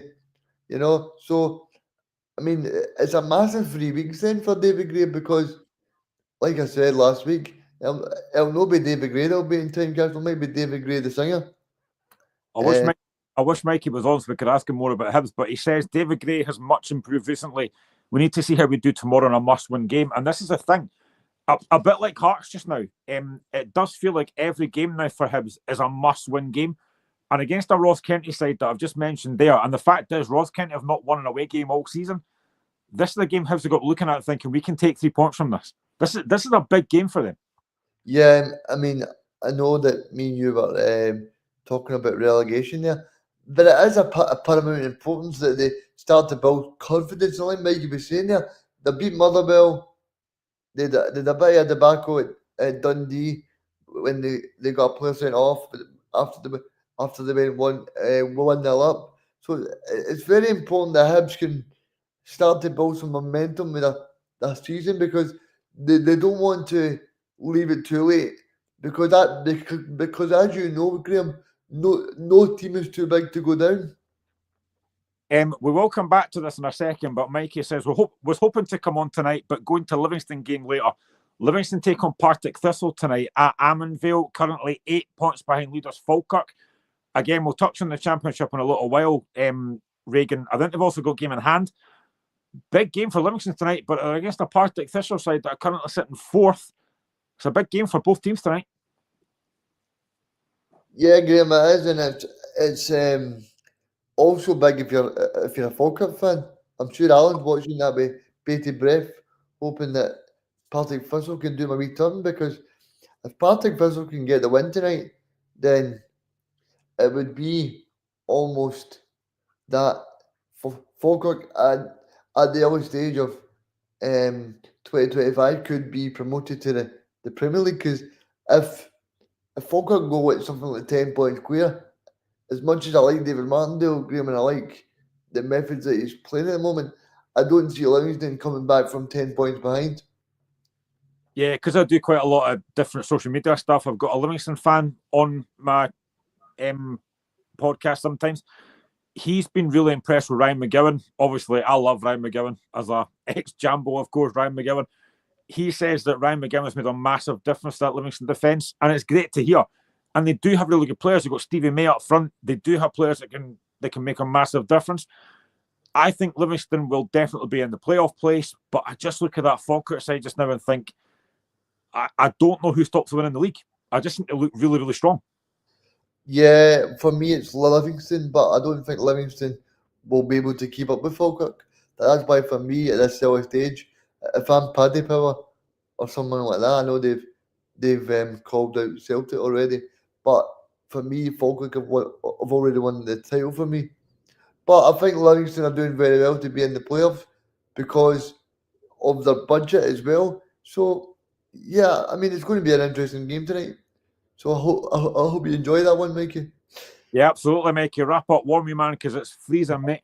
But just going back to Hibs against Ross County, I mean, Ross County, like I said, I think they are going to be in trouble this season. Again, I've just asked about the transfer window for Hibs. How big a transfer window could the January window be for Ross County and Don Cowie? Yeah, it's massive for him. But the thing that I mentioned earlier, it's also very difficult for Ross County to attract players, Graham. In terms of predictions, I think we're probably going to both go for Hibs for this. Prediction for Hibs against Ross County? I'll go 3-1 to Hibs. I'm going to go 3-0 to Hibs. I just don't see any way that Ross County win that game, although I hope I'm wrong. Sorry, Mikey. Let's go to Fir Park and Motherwell take on Dundee United. This is 5th against 4th. Motherwell got a very, very good victory last week against St Mirren in the very last minute through Tony Watt. But Dundee United on a very good run, currently sitting 4th. This is a tough game to call, though, Reegan. I know that there's been a lot of Motherwell fans not overly happy recently because there were 3 games without a win up until last week. But Motherwell's having a good season, though. You know, they're sitting 5th. No danger of relegation. They're having a good season. Yeah, and like I said to you before last Friday, the prime objective for Motherwell is to stay in the league and see if they're sitting in top 6. That can only be seen as a positive, Graham, because Motherwell with a budget. Don't forget, Stuart Kettlewell's a man that got them to a semi-final as well. So I think Stuart Kettlewell's doing a very good job, and I think if someone that has got a bit of perspective sees it, I think Motherwell are going to have a very good season, Graham. I don't think they're going to be in any trouble. No, neither do I. It's a strange one with Stuart Kettlewell because obviously we talked about it last season that he had that horrendous run. 15 games without a win, and then they were very close to getting top 6 in the end. They just ran out of steam a little bit. But he gets a lot of stick that I think at times is unjustified. I think he signed quite well. You know, they had lost Kevin Van Veen. but they've got a guy that we've talked about so many times in Lennon Miller. I mean, I think it's vital they keep him in January because they will definitely folk after him in January. I think it's vital to keep him, but what they probably could do is, Graham, they could sell him for 6 or 7 million, but you get the club to loan him back. So they could sell him to a Celtic or a Liverpool and then say, look, if is it okay if we can get in the contract agreement that we can take him for the rest of the season? And I think that would make perfect sense for all parties because, like you said, clubs will be chasing him. So I don't think a club like Celtic or Liverpool will really need Lennon Miller for the rest of the season. It's all about 12 months or 18 months time when he will be in the squads. I could call this Tony Watt Derby because he's played for Motherwell United, but he's played for just about every club in Scotland, so it doesn't really make any sense, to be honest. But a big goal for Tony Watt last week, and that should give his confidence a boost after that. Yeah, I'm going to be honest with him here. I think is he not able to play then? I don't think so because I don't think he's signed from United. I think he's fine. I think I might be wrong about that. All right. No, but yeah, I think because I did find it strange how that he was pivotal at getting Dundee United up to the Premier League last year, and then he is not involved in the squad. I just found that strange because I remember him doing like a lot of stuff on the TV about his chicken farms and all that last season when they were winning the league. So I just found it strange. Motherwell are, like I said, currently sitting 5th. They're on 22 points. Dundee United is sitting on 4th on 24 points. It's very, very tight. And like I said last week, you have to give massive credit to Dundee United. They're currently 5 games unbeaten so far. And the season that I don't think any United fan, in all honesty, Reegan, could have expected them to do as well as they've done this season. No, I think they'll be pledging themselves the fact that they're only 3 points behind Rangers. You know, they would have just been hoping to consolidate in the league and try and do their best. I think they've overseen the expectations, Graham, but fair play to Jim Goodwin. I'm a big fan of him. You know, I think he's proven to people that there's still life in the old dog yet for Jim, because I think a lot of people wrote Jim Goodwin off after the Aberdeen stuff with the Darvo and the Hibs when he's walking down with the bag. I think that was poorly handled.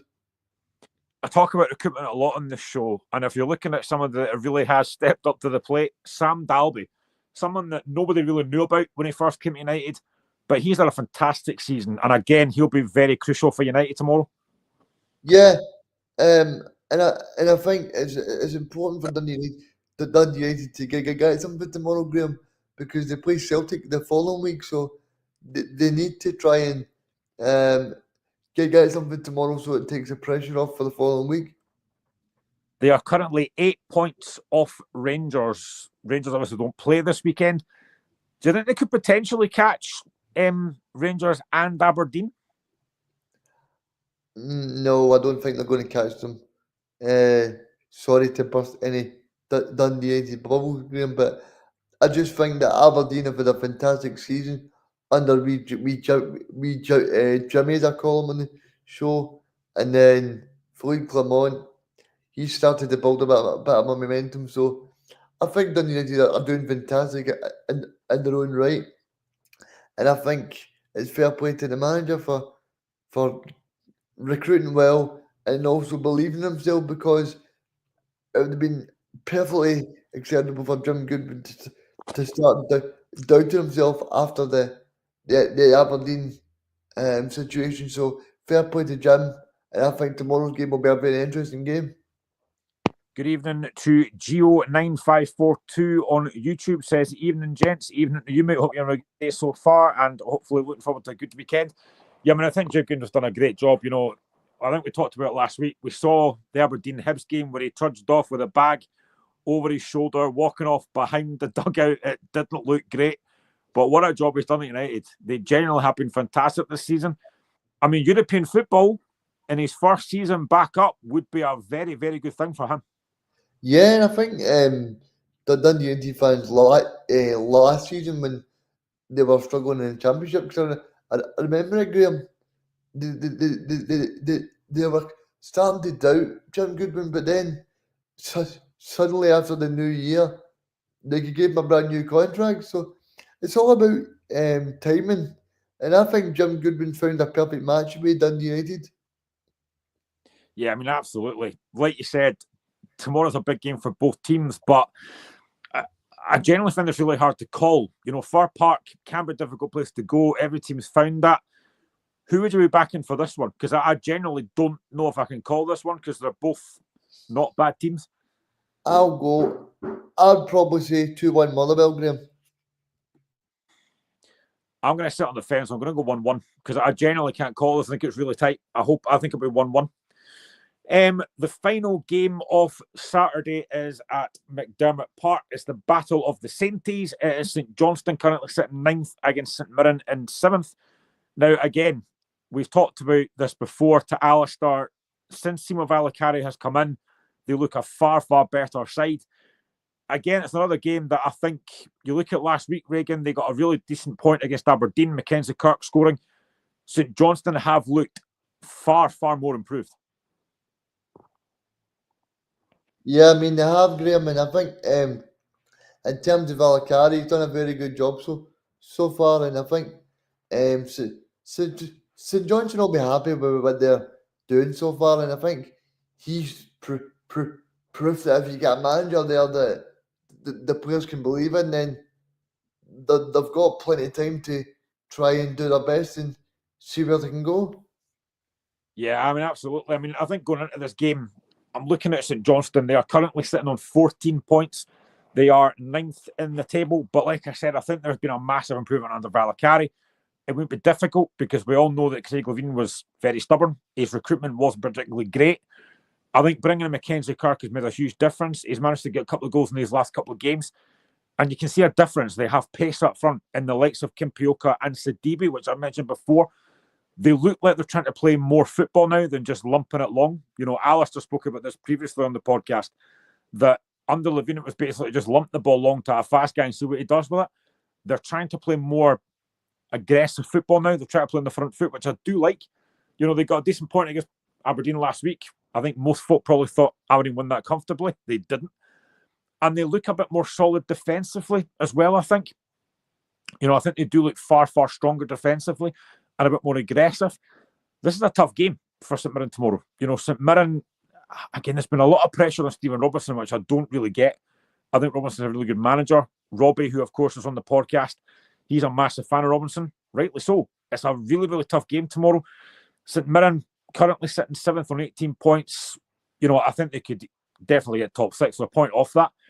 But I think looking at this, I think St Johnstone got a very good chance tomorrow. You know, being at home at McDermott Park, I've said it to Alistair as well, and I make no apologies for this. I've said it before as well, that the one thing that I think St Johnstone don't have is that fan base. You know, they don't have... You look at the stands at McDermott Park, they've got about 4 stands there, and it's never full. Now, I don't know who's at fault for that. Now, I think their ticket prices are quite reasonable, but they don't have a massive fan base, and it's a shame, because St Johnstone's a really good club. They're a family-run club. I think they do a lot of good things around the community, you know, the food banks and stuff, but they just don't have that fan base. Tomorrow's a big game.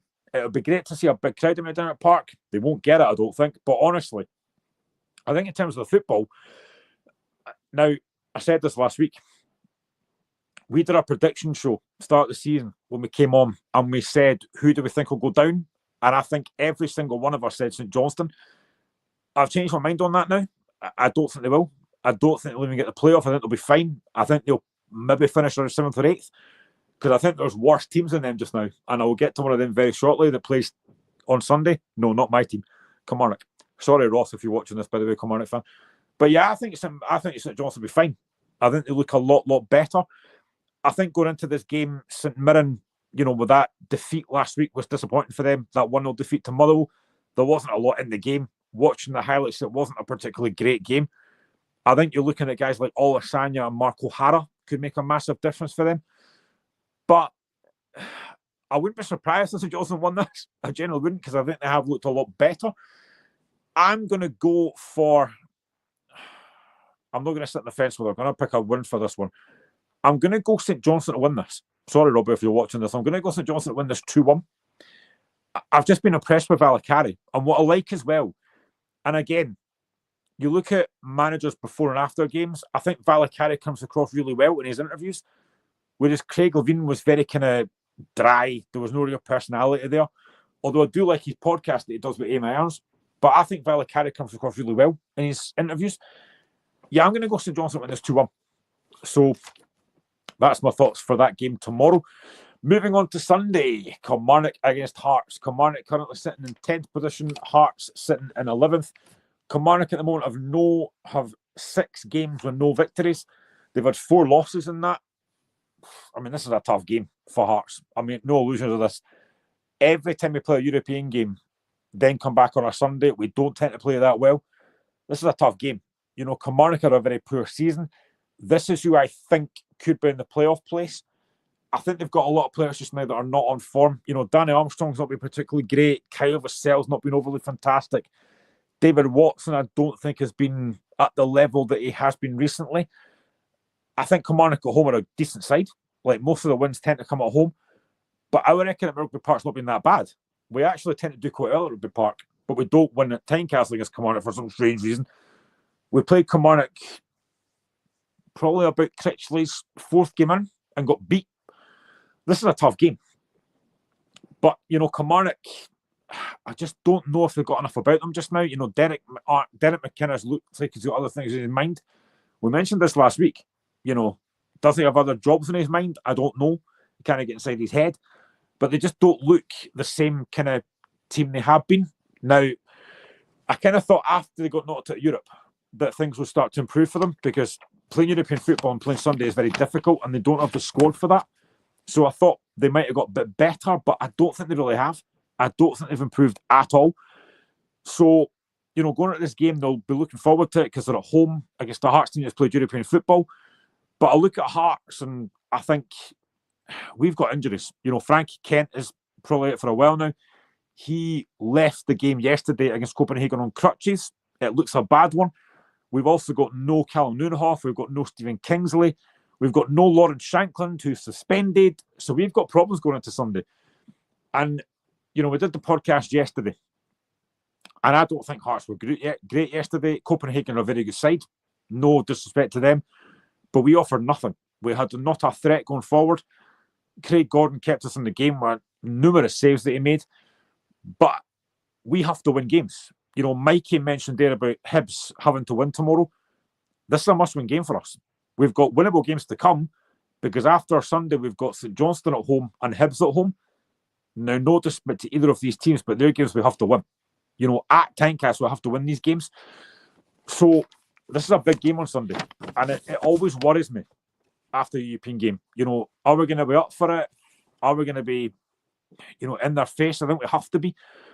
I can see James Wilson starting in place of Lawrence Shankland. I've been a massive fan of him. He's only 17, but anytime I've seen him, has been very, very good. Kenny Vargas, I mean, honestly, I go back to comments made a few weeks ago where he said that he wants to play at a higher level. The only way he plays at a higher level is on FIFA on the Xbox if he gets sold, because he's not good enough. We gave him a new 5-year contract and he's done nothing to deserve that, I don't think. I think he was really poor yesterday. He offered nothing at all. Lawrence Shankland was fighting and battling for the ball. Vargas offered nothing, neither did Alan Forrest. But, you know, playing on the Rugby Park pitch, it's never easy, as we know. I generally don't know how this is going to go. I think it's a must-win game because, assuming what I think I do, that Hibs beat Ross County, we're back to the bottom of the league again. Now, I do think that Hearts will get out of this. I think the January window is going to be massive. I think we need at least 4 new signings. A striker with pace, 2 wide players with pace, and a new centre-back. So we do need new signings in the team because we are needing freshened up with the injuries we've got. Utara Oda came back yesterday. Noonhoff is due back. But yeah, it's just the injuries are a worry. The injuries are a worry. A massive, massive worry. Obviously, I have to predict my team to win. Now, whether I'm going with my heart rather than my head, I don't know. But I have to go for Hearts to win this. it's really tough game. I'm just talking about Reegan Kilmarnock against Hearts on Sunday. I mean, I'm always concerned after the European game, and we've got a lot of injuries. I mean, what do you see happening on Sunday for Kilmarnock against Hearts? I think it'll be one of these games that'll be difficult because of the pitch, Graham, but I think ultimately Hearts should win. Did you tell me last night that Shank was injured? No, it's suspended. Suspended, so that'll be a big blow. So that probably changes the dynamic because in terms of boys, who else is going to score your goals? I would be amazed if Liam Boyce starts. He's not played all season. I think you could potentially see James Wilson starting up front. I mean, honestly, if Liam Boyce starts, then it just shows how badly we need signings because he's no featured all season. Yeah, that's true, Graham. Be interesting to see if Shankland is out of the game actually. I'm assuming it will be, but I mean, I was just touching on Kenny Vargas there. I mean, he said those quotes a few weeks ago about wanting to play at a higher level.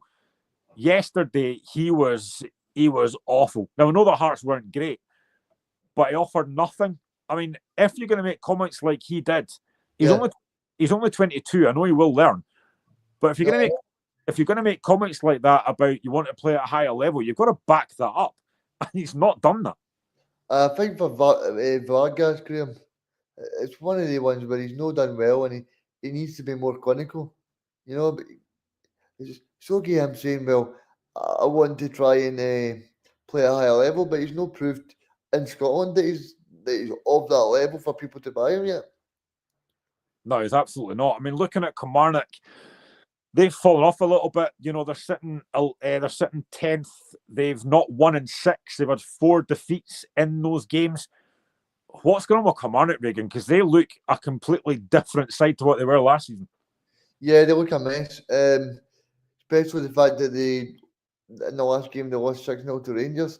I didn't expect that because usually you find Kilmarnock are a kind of well-drilled, kind of well-oiled team, Graham, and they're quite difficult to break down. But for them to let in six against Rangers is pretty bad. Do you think Derek McInnes has got other things in his mind, or do you think it's just one of these seasons that it's just one of the seasons you can have? I think it's a bit of both. I think subconsciously, yes, he has, because I think all the talk, and we know the journalist that has spoke about that situation, Derek potentially going to Rangers. So I think subconsciously it plays on the minds, but also you look at players like Danny Armstrong, who was linked away to play to a team in England. All of these factors play in teams' minds as well. Because look at Edward in the final season when during COVID when he was at Celtic. The reason he didn't play well was because everybody wanted to leave, him included. And then Neil Lennon came out and said that, and then the whole place just went up in smoke. So I think it's all about trying to make sure that they get the balance right in terms of if players don't want to be there, then they need to get a bit of money for them in January. But the only way to get money, Graham, as you know, is to play well. Because if you throw the toys at the pram, then that's not looking good for a brand new club either. Yeah, I mean, you look at Kilmarnock and they do have players that we know can cause problems. Like out wide, they've got Danny Armstrong, Matty Kennedy, they've got Kyle Vassell, they've got Marley Watkins, but they've not really shown enough in the last few weeks. I hope that continues on Sunday, but they've not really shown enough in the last few weeks. No, they've not, and it's about time they showed up, but hopefully from your point of view, they don't show up on Sunday.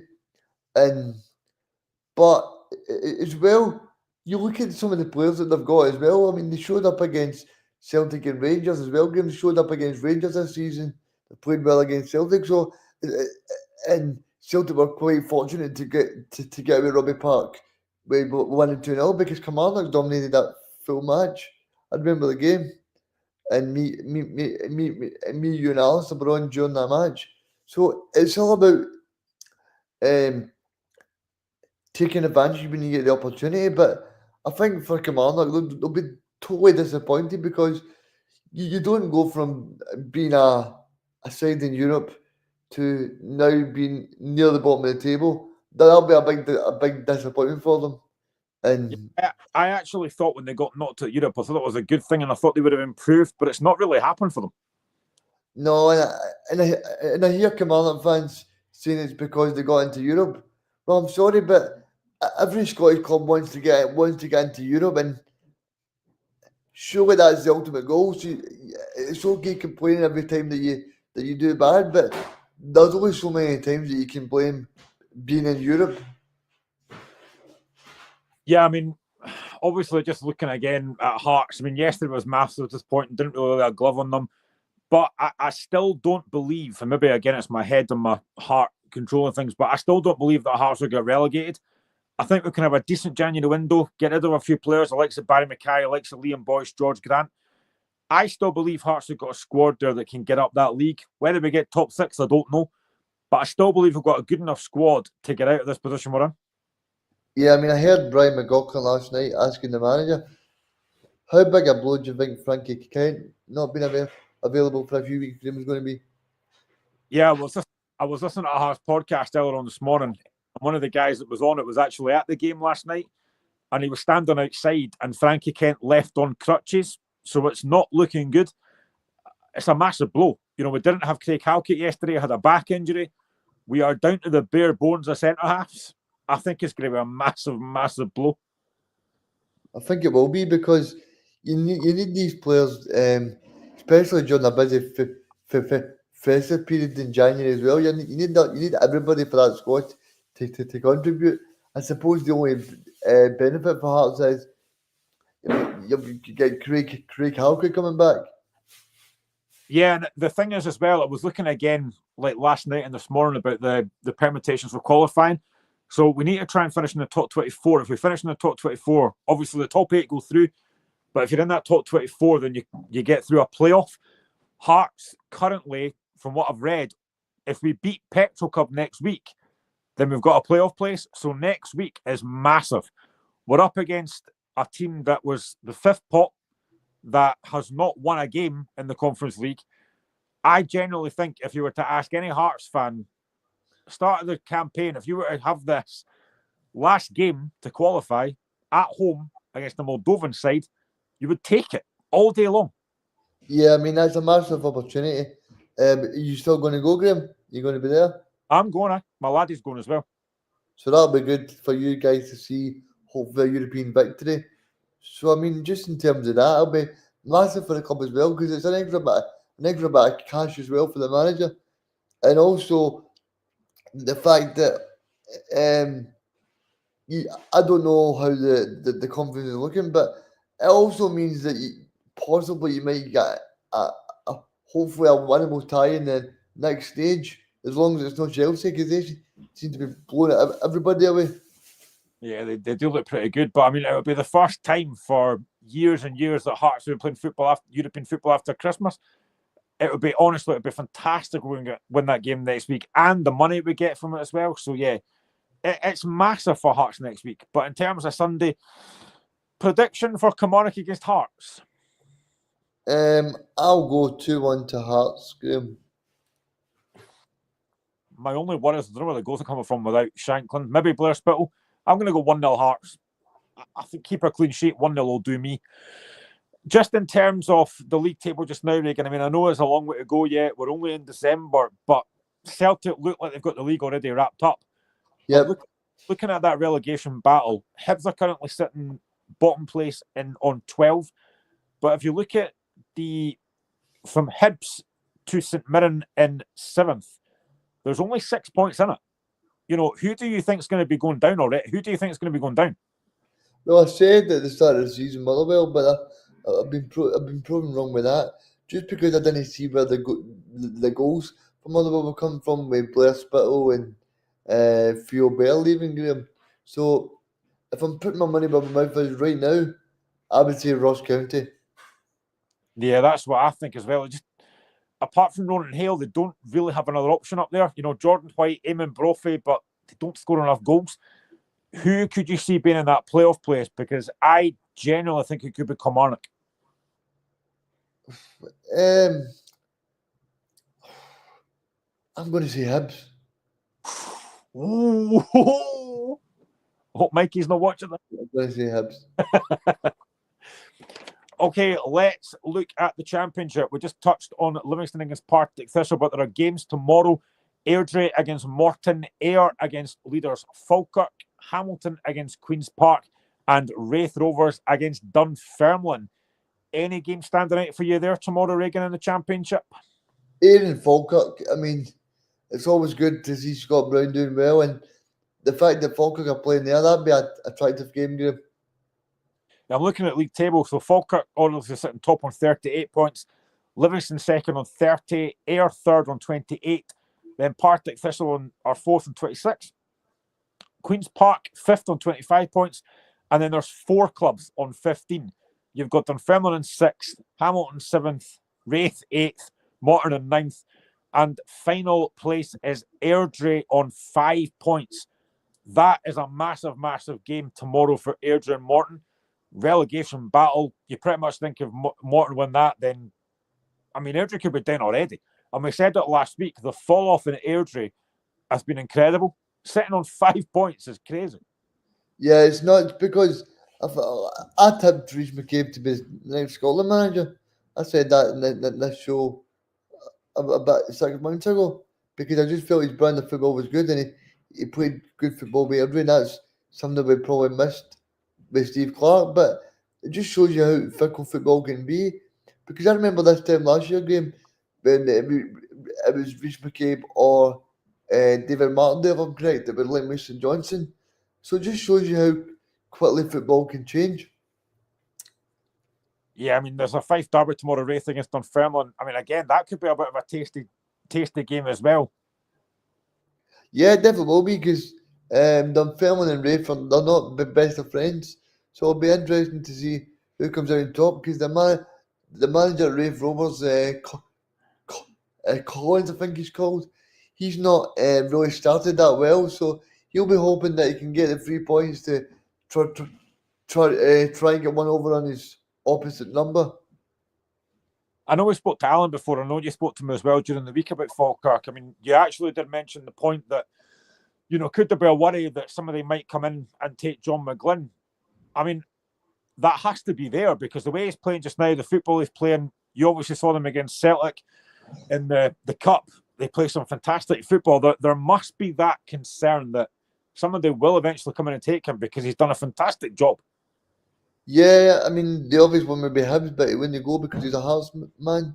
So, yeah, I think that's the obvious one for Alan. But he said to me on Tuesday that he feels that John McGlynn will be there to lead the team in the Premier League. So, yeah, I think Falkirk are doing really well at the moment. I remember me and you did a podcast about 2 or 3 years ago when they were talking about is it a point, is it a question? And the club's really changed round since I think it was the guy from Stenhousemuir. Is it Jimmy Sweeney? He's went in there and he's done really well. He's changed all the engagement. He's made sure that the clubs run properly. So it just shows you if you've got things running well in the boardroom, all the fans are happy. Then the most important thing in the jigsaw, the football in the park, that will definitely be going really well as well. I remember watching that because they put it on YouTube. I remember watching that whole kind of AGM thing, and you just thought, what a basket case of a club. But to be where they are now, you know, to be pretty much, you know, I think they probably will come up. It's been an incredible turnaround. And I've said it previously, and you've said it as well. The brand of football they play is very, very encouraging to watch. Oh, definitely. I mean, they've been brilliant. That's why they've been able to pack out the stadium. I think it's 6 or 7,000 that Alan told me they're getting most weeks. For a Scottish club in the Championship to be getting that is brilliant because you look at teams like St John's and Ross County, no disrespect, Graeme, but they're not getting the numbers like that. So Falkirk would be a very welcome addition to the Premier League. We've got about 5 minutes to go, and I just want to touch on yesterday because obviously Reegan, as you probably know by now, is a Spurs fan. I was on social media last night and this morning after that game last night. There is a lot of people not happy with Ange Postecoglou and Tottenham. Now, I think you might have mentioned yesterday the potential for him to be sacked. I mean, he's under massive, massive pressure. I think he's getting close now, Graham. I really do. Graham, I'm not calling for somebody's head here. I'm just reading reading the room, and I mean, Spurs are only, I think it's 9 points off the relegation places, but also they're only 5 points off a European space. So, and we know how important Daniel Levy's he likes the Champions League game, so he'll not want to make Spurs go too far behind these teams. But Graham, the thing for me as well is, I don't know if you know, but Spurs are playing Southampton on Sunday on the telly, and that's a big game because that's a game where will probably suit Southampton as well because they play attacking football. They've got that, is it dribbling, the wide player, and he seems to be a kind of attacking player that can really do well for them. So I think if Spurs have got any ambitions of getting top four this season, Graham, Sunday's a game they need to win. But if you were to say to me right now, Graham, what game would you rather win? Would you rather win on Sunday or would you rather win on Tuesday? I'd much rather win on Tuesday against Man United in the Carabao Cup. I mean, the thing I've noticed labelled about Postecoglou is the fact that a lot of people think he's quite stubborn. He won't change the way he plays. And if you look at, I think I mentioned this previously, but you look at the game against Chelsea. Was it Chelsea? Where they had two men sent off, and he just kept going for it and said, "That's the way that I play." And a lot of Tottenham fans are not happy about the fact that he just won't change it. Another thing I noticed as well, I don't know if you probably did see this, he was very, very critical of Timo Werner. He actually came out and said, taking off yesterday because he was really poor. You don't hear that very often from a manager actually criticising one player. No, and see the last few weeks, Graham, we could have criticised anybody. We could have criticised Basuma because Basuma is a man that's given away a lot of penalties the last few weeks, and I don't see any criticising him. So I think it's a little bit talk is cheap there because at the end of the day, Timo Werner, it was never going to be the finished article. He was there to do the Dyson Maeda job that Maeda did for Ange at Celtic. Werner was never there to score Spurs goals. He was there for the pace and the tracking back, and he didn't do any of that last night. It was far too easy for Rangers. It's very rare you hear a manager actually criticise one player though, and the fact that he did come out and said he got taken off because he wasn't good. I mean, what do you think that will do for Timo Werner?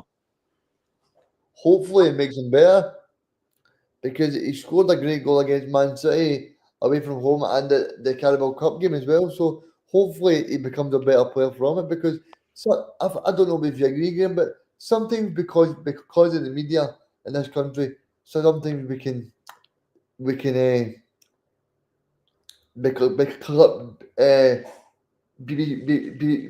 too soft in players, but sometimes they might just need the harsh reality. And he's not been great, but I do get what you mean of publicly criticising just one player. Yeah, so we are just about done for the show. Reegan is looking forward to Sunday. I mean, I mentioned it a minute ago, Reegan. Obviously, do you get nervous for these types of games, or are you quite calm when you get to the stadium? Oh no, Graham, I'll be nervous. I'll be nervous the full time. I'll be hoping that Celtic can go there and just put on a show for everybody watching. But I don't think it's as easy as that because that, as Andy says, these matches are 50-50. But if Celtic's quality will shine through, then for me, there's only one winner. If quality comes, because Celtic have got players like even Callum McGregor, who's the top goal scorer in Scotland at the moment. So I saw that stat. So that's crazy. Aye, so they've got so many good players that they could call upon for a goal. Adamida, Engels. So I think, like I said to Tino earlier, the squad depth Celtic have got is so important. Yeah, absolutely. Well, we are done our 2-hour show. As always, thank you for all your comments. Thank you for the likes. It is much appreciated. Thank you to Andy for joining us. It was great to hear his thoughts. Thank you, as always, to my sidekick, Reegan. If you're going to the game on Sunday or any game you're going to this weekend, have a great time. Hope your team wins. Come on the Jambles, and we shall do this all over again. Well, I don't know when we're back on, probably maybe Sunday, but we'll find out later. Anyway, have a great weekend, and we shall see you again another time.